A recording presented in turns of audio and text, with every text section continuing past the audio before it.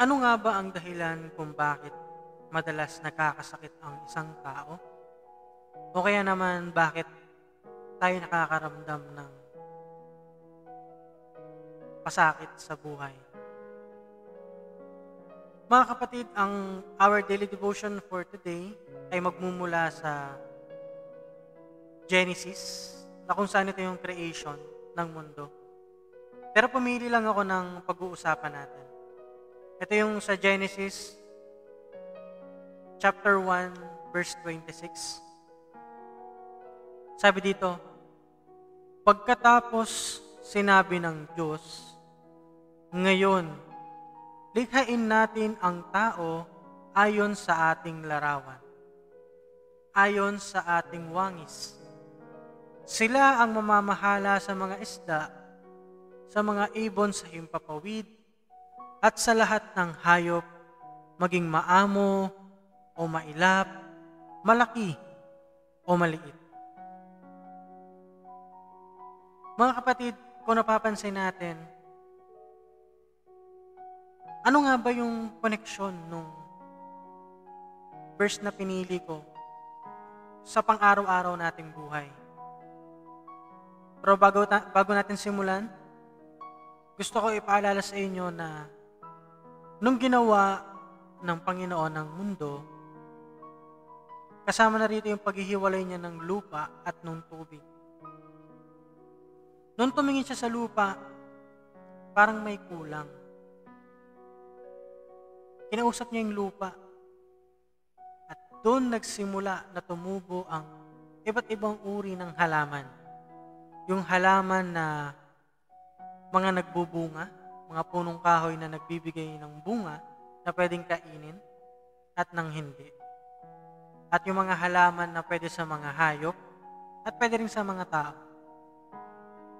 Nung kinausap niya yung lupa, doon na nagsimula tumubo ang lahat ng uri ng punong kahoy at mga halaman.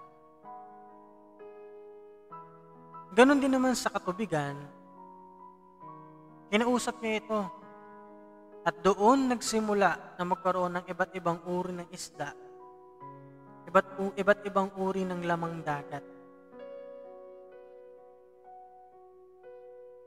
Kung titignan natin mga kapatid, ang isang puno, kapag ang puno hinugot mo sa lupa, malalantay ito at mamamatay. Ganon din sa isda, kapag ang isda inalis mo sa dagat, walang ibang mangyayari sa isda kung hindi mamamatay. Kaya ako pinili yung verse na binasa natin kanina kasi ito yung panahon na nilikha ng Panginoon ang tao sa wangis niya, sa larawan niya. Binigyan niya ng authority ang tao sa lahat ng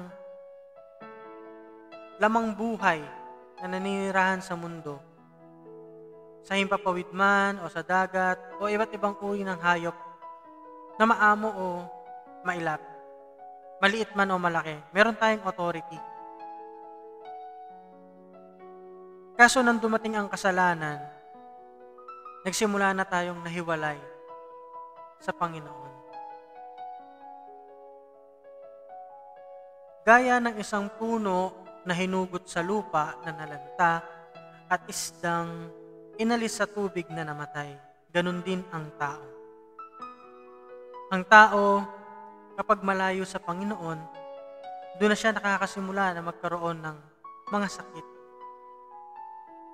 Sakit na kung saan pwedeng maaaring physical na sakit at sakit sa emosyonal, sakit sa puso, sa isip, o sakit na pangkaramdaman. Simula nang malayo tayo sa Panginoon, doon na nagsimula na maranasan natin ang iba't ibang uri ng sakit. Kapatid, tinatanong mo ba sa sarili mo na bakit nga ba ako nakakaranas ng ganito? Marahil nga ba'y malayo na ako sa Panginoon? Ang Panginoon ay mananatiling Diyos kahit wala tayo sa tabi niya. Ngunit ang tao ay mawawalan ng halaga kapag malayo tayo sa lumikha sa atin. Lumikha sa atin na wangis niya bilang isang larawan niya, na maging ang puno o ang isda kapag nahiwalay sa lupa at tubig, sila may nangamamatay.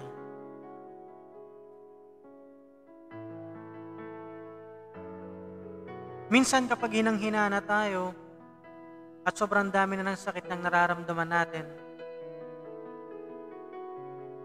naiisipan ba natin na bumalik sa Panginoon? O kaya naman naiisipan ba natin na sobrang layo na nga ba natin sa Panginoon? Alam mo mga kapatid, sa mga panahon pa naman, simula nung mga panahon ng kwento sa Biblia, ang Panginoon ay patuloy na lumalapit sa mga tao. Ultimo, yung mga tao na may mga sakit, na may mga kakaibang karamdaman, na nilalayuan ng mga tao, mahawakan lang yung damit ng Panginoon, ay gumagaling na sila at lumalakas. Gusto kong sabihin sa iyo na hindi ito tungkol dun sa damit. Tungkol to sa pananampalataya mo sa Panginoon. Na kung saan kung kailan tayo mas malapit sa Kanya, lahat ng ating karamdaman ay gumagaling.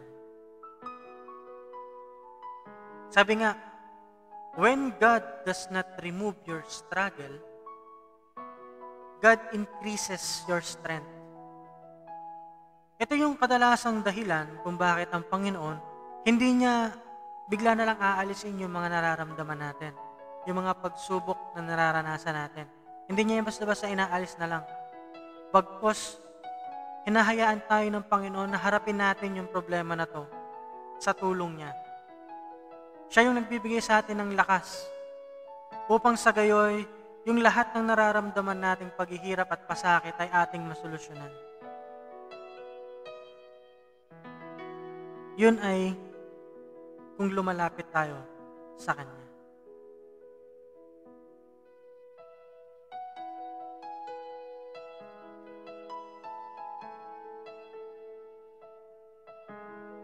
Sabi nga sa Isaiah 40, verse 29, siya'y nagbibigay ng lakas sa mahihina at ang walang kapangyarihan ay ipinananagana niya sa kalakasan.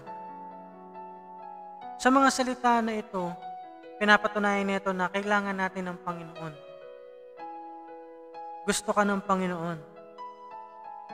Gusto niya na tayo ang lumapit sa Kanya. Minsan lumalapit lang tayo sa Kanya kung minsan meron lang tayong nararanasan na problema, pasakit at paghihirap sa buhay. Doon lamang natin siya naaalala.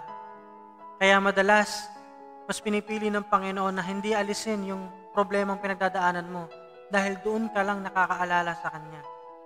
Tama po ba? Kung minsan naandun na tayo sa part ng buhay natin na lubog na tayo, tsaka lang tayo tatawag sa Kanya. Gusto ng Panginoon, tumawag tayo sa Kanya, humingi tayo ng kalakasan sa Kanya, nang sa ganun, mas lumalim yung ating pananampalataya. Dahil mga kapatid, kung kailan mas malapit tayo sa Panginoon, sa lumikha sa atin, doon tayo nagkakaroon ng kagalingan, ng kagaanan ng loob. Kung kailan na malapit tayo sa Panginoon, doon mas masarap mabuhay. Mas maganda ang buhay kasama ang Panginoon. Manalangin tayo mga kapatid. Panginoong Hesukristo, bukod tangi sa lahat, Ikaw na nagbibigay ng gabay at patnubay sa amin na iyong mga nilikha. Kami ay binuo mo sa iyong wangis, sa iyong larawan. Sino kami, Panginoon, upang lumayo sa iyo at piliin ang aming sariling landas?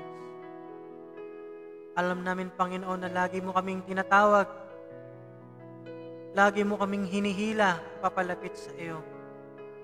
Nang sa gayoy ang aming mga nararamdaman at nararanasan ay gumagaan. Kasama ka, Panginoon. Naway magsilbi ang araw na to sa pang-araw-araw naming buhay. Na magsilbi ang iyong salita na paalala na kung kami ay nangihina na sa iyo kami hihingi ng aming kalakasan. Maraming salamat po, Panginoon, sa kabutihan mo. Amen.